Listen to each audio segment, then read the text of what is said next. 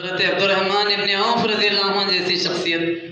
حضرت سعد ابن ابی وقاص رضی اللہ عنہ جیسی شخصیت شامل، جو سارے کے سارے عشرہ مبشرہ کا حصہ۔ تو ایک طرف وہ سعید وہ ہیں جن کے سامنے اللہ کے رسول نے پیغام رکھا اور انہوں نے فوراً پیغام پر لبیک کہا، نبی کی دعوت کو قبول کر لیا۔ دوسری طرف وہ لوگ بھی تھے جنہوں نے شدید مخالفت کی،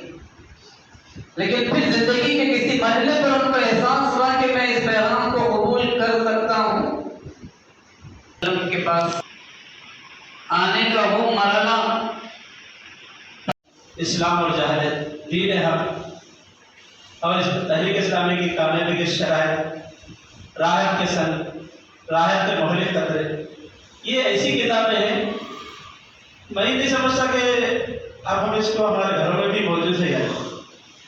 کتاب کا ٹائٹل بھی دیکھا ہے کہ میں نہیں سمجھتا۔ اسلام کی 4 بنیادی اصطلاحیں، یہ جو محنت کی گئی ہے اس دور کے مطلب مجدد جو ابھی مولانا داؤد احمد صاحب کا محض ایک صدی میں اللہ تعالیٰ پیدا کرتا ہے، اس مجدد کو اور تحریک اسلامی کو اسپیڈ کے ساتھ اس کی اسپیڈ کو سمجھنا ہے تو برائے کرم ان کتابوں کو مزید خریدیے، ہم اس کو پڑھیے، اس کا بار بار مطالعہ کریے تو میں اور آپ تحریک کے لیے مفید بن سکتے۔ بے شمار چیزیں یہاں پر آئی ہیں، کچھ چیزیں اجتماعی اوصاف کی ہیں آپ کے سامنے نہیں، اس میں اخوت اور محبت ہے پہلا سب۔ اس میں مولانا مودودی علیہ الرحمہ نے ایک مثال دی، جیسے کسی عمارت کو بنایا جاتا ہے تو عمارت کی مضبوطی کے لیے ایک اینٹ سے دوسرے اینٹ کا جڑنا، مضبوط ہونا ضروری ہے، اور وہ اینٹوں کی بندش کے لیے اس کے درمیان جو چیز کام کرتی ہے وہ سیمنٹ۔ تو ہمارے رفتہ کے اندر ایک دوسرے سے تعلق، محبت، تعلق خاطر اور ایک دوسرے سے ہم فکر ہونا، ہم خیال ہونا، اس کے لیے جو ضروری ہے سیمنٹ کی جگہ باہم محبت، ٹوٹ کے محبت کرنا، ایک دوسرے کے ساتھ ٹوٹ کے محبت کرنا۔ بہت اچھی محبت کرتے تھے، بہت اچھا ایک دوسرے کی عزت کرتے تھے، لیکن کسی معاملے میں، کسی رویے میں ہو سکتا ہے آپ کے اندر وہ خامی ہو یا نہ ہو، تنقید آپ کے اوپر کر دی،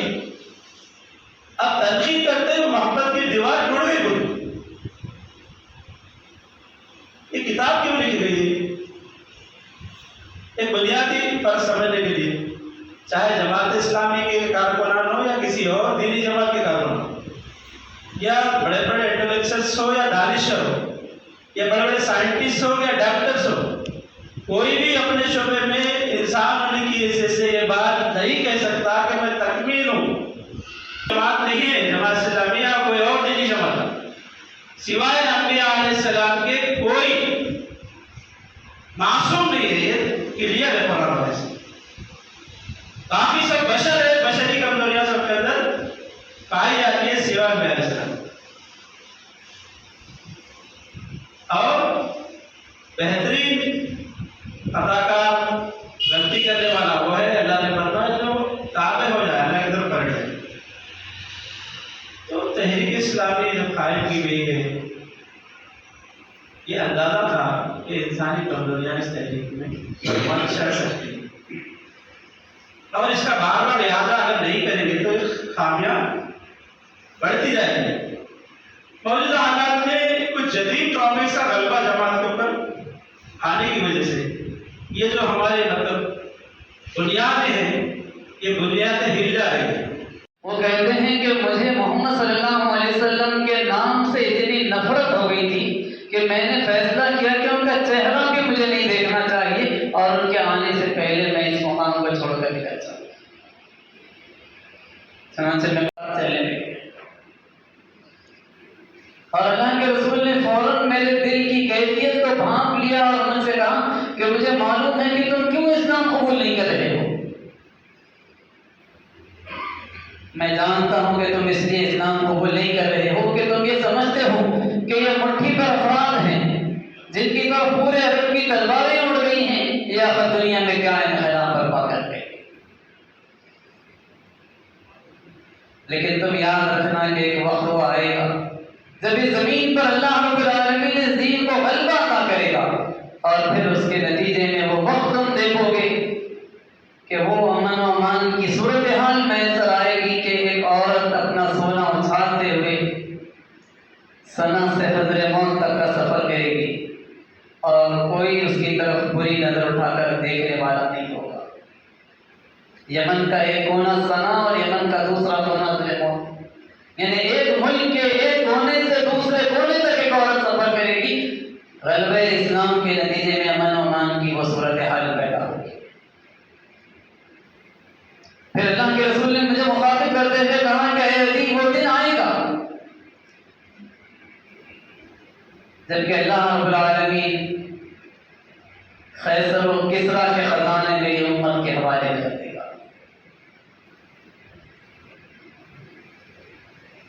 عدی بن حاتم کہتے ہیں کہ میں نے نبی اکرم صلی اللہ علیہ وسلم کی دعوت کو قبول کر لیا، اور میں نے اپنی زندگی میں نبی کی پیشن گوئیوں کو اپنی آنکھوں سے پورا ہوتے دیکھا۔ فاروق اعظم کے دور میں کسریٰ کے شہر کو مسلمانوں نے فتح کیا، اور پھر اس وقت کی پوری سپر پاور ایران اسلام کے آگے مغلوب ہوئی، اور یہی حشر رومن امپائر کا بھی ہوا۔ اور پھر اللہ کے رسول، ایک شخص زکوٰۃ لے کر نکلے گا تو کوئی مستحق زکوٰۃ تو وہ نہیں پائے گا، اور وہ دن بھی میں نے دیکھا۔ وہ خوشحالی مسلمانوں کے اندر آئی کہ کوئی زکوٰۃ کا لینے والا نہیں پایا جاتا۔ تو اللہ کے رسول صلی اللہ علیہ وسلم نے کبھی کسی نفرت کرنے والے، کسی مخالفت کرنے والے کے لیے راستے اور اپنے دروازوں کو بند نہیں کیا، چاہے وہ چھوٹا مخالف ہو چاہے وہ بڑا مخالف ہو۔ داعی ہر آن اپنے دروازوں کو مخالفین کے لیے بھی کھلا رکھے، اور دعوت کو ہر آن لوگوں کے لیے اوپن رکھے۔ اور جب بے چینی اللہ کے رسول کی تھی دعوت کے معاملے میں، حضرت اسامہ کا وہ واقعہ تاریخ کے اندر موجود ہے کہ جب ایک شخص سے جنگ کے دوران میں ان کی مدبھیڑ ہوئی، دونوں میں لڑائی ہوئی، کبھی اسامہ غالب ہوتے نظر آتے، کبھی دشمن غالب ہوتا نظر آتا، یہاں تک کہ اسامہ غالب ہو گئے، اور جب اس کو قتل ہی کرنا چاہتے تھے اس نے پکار کر لا الہ الا اللہ کہہ دیا۔ اس کے باوجود حضرت اسامہ نے اسے قتل کر دیا کہ صرف جان بچانے کے لیے اس نے کلمہ پڑھا ہے۔ اللہ کے رسول تک اطلاع پہنچی تو اللہ کے رسول نے اسامہ کو طلب کیا اور کہا کہ اسامہ، کیا تم نے اس کے دل کو چیر کر دیکھا تھا؟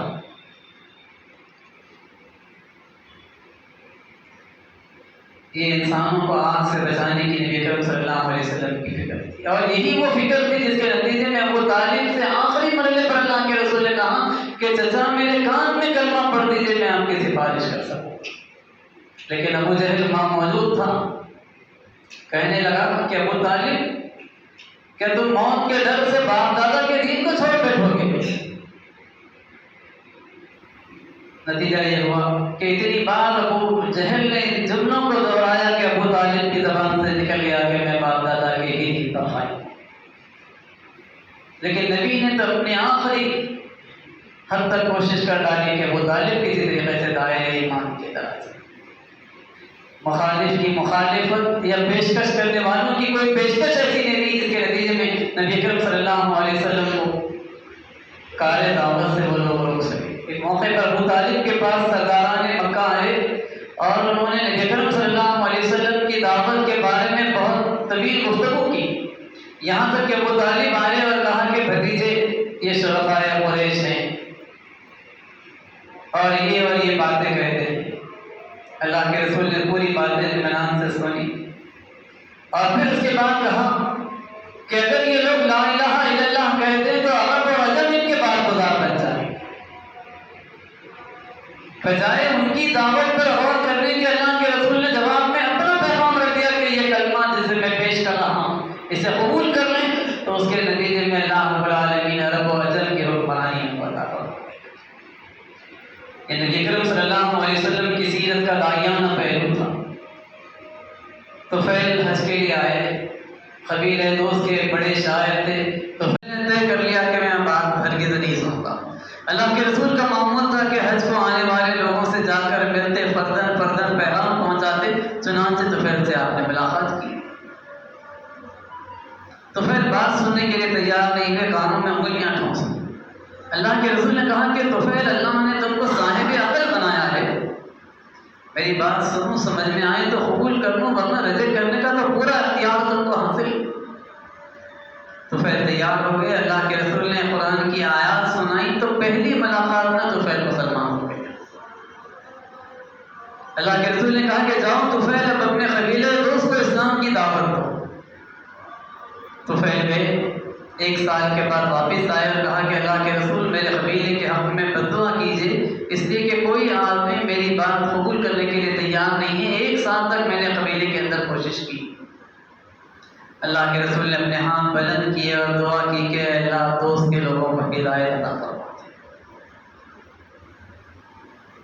نبی کریم صلی اللہ علیہ وسلم نے بد دعا کے بجائے ان کے حق میں دعا کی اور کہا کہ طفیل دوبارہ جاؤ اور کوشش کرو۔ پھر 1 سال کے بعد طفیل ابن عمر دوسی آئے اور کہا کہ اللہ کے رسول، اب میرے قبیلے میں ایک بھی غیر مسلم باقی نہیں ہے۔ اور یہی قبیلہ دوست ہے جس سے دنیا کو سب سے بڑے محدث حضرت ابو ہریرہ رضی اللہ تعالیٰ عنہ ملے،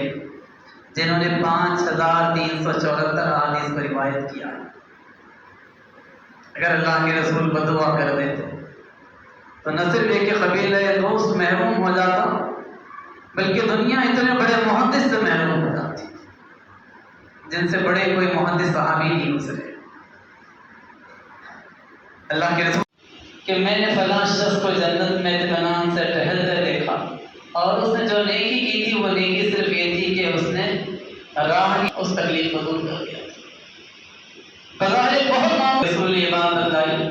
کہ جب بھوکے کو کھانا کھلائے گا اللہ اس کو آخرت میں کھانا کھلائے گا، جب پیاسے کو پانی پلائے گا اللہ اسے جنت میں مہر بند شراب پلائے گا۔ ایک موقع پر یہ بات بھی اللہ کے رسول نے کہی کہ اگر تم کسی کو لباس پہناؤ تو جب تک لباس کا ایک ٹکڑا بھی اس کے جسم پر باقی رہے گا اللہ لباس پہنانے والے کی حفاظت کرے گا۔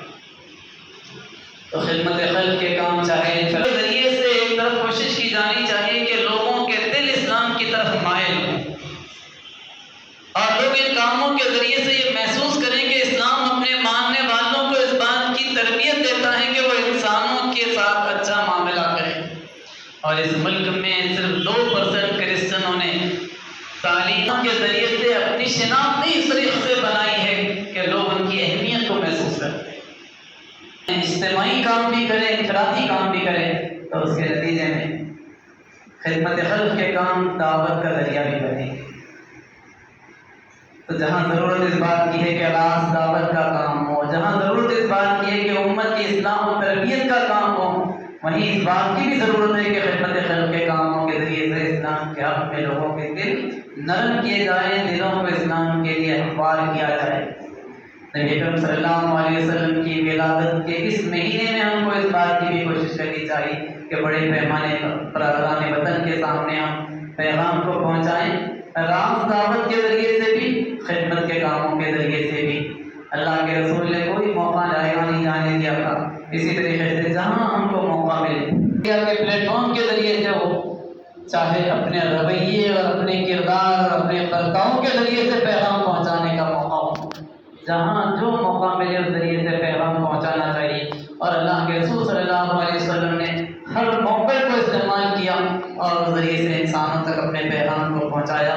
یہی اہمیت ہے دعوت، تربیت و تزکیہ، اصلاح اور خدمت خلق کے کاموں کی، جس کی وجہ سے اس بہار میں جماعت نے اس بات کا فیصلہ کیا ہے کہ ان کاموں کو اپنی بنیادی کام اور سب سے اہم کاموں کی حیثیت سے اپنے میقاتی منصوبے میں شامل کیا جائے اور لوگوں کو متوجہ کیا جائے کہ ان کاموں کو کرنے کے لیے ہر فرد تیار رہے، ہر آن تیار رہے، تاکہ اس کے ذریعے سے ایک طرف امت مسلمہ کی اصلاح ہو سکے، واپسگان تنظیم کی تربیت اور تزکیے کا کام بھی ہو سکے،